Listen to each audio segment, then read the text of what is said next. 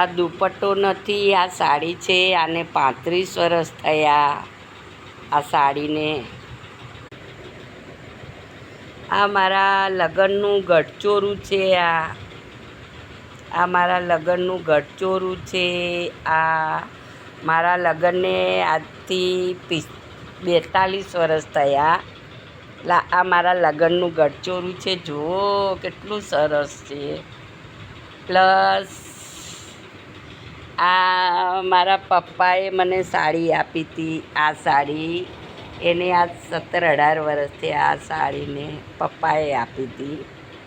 પછી આ મારી બેબીના મામેરાની સાડી, એને 15 વર્ષ થયા. 15 વર્ષ.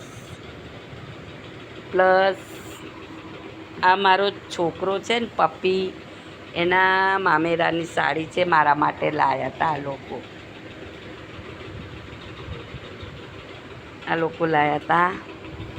આ મારા રવિના લગ્નની મામેરાની સાડી, આને આજે 18 વર્ષ થયા. આ સાડી પહેરી નથી હજી સુધી મેં.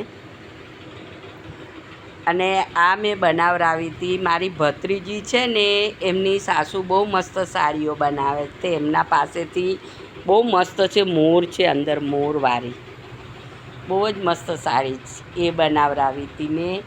પછી આ બી મારા બેબીના લગ્નમાં મને આપી હતી મામેરામાં આ સાડી. અને આ ભાઈએ મને શી ખબર કોઈના લગ્નમાં સાડી આપી હતી. આ જોઈ, આ બધી યાદગારી છે મારી. આને આજે 15 વર્ષ થયા. આને 13થી 14 વર્ષ થયા. અને આ તો મને બહુ જ ગમે. કારણ આનું રીઝન કે આ પપ્પાની પસંદગીની સાડી છે. પપ્પા તો ઓફ થઈ ગયા, પણ આ સાડી એમની પસંદની હતી ને, તો એમને મને આપી હતી. તો મને તો આ બહુ જ ગમે, યાદગારી પપ્પાની. અને આ મારા લગ્નનું ગઢચોરું છે. મને બહુ જ ગમે છે આ ગઢચોરું. તો આ ગઢચોરું છે. હવે આમાં ચાંદીના વાયર છે. શેના? ચાંદીના ગઢચોરામાં. બહુ યાદગારી છે. આ બધેની યાદગારી છે મારી પાસે. આ બધી સાડીઓ મામેરાની, લગ્નની.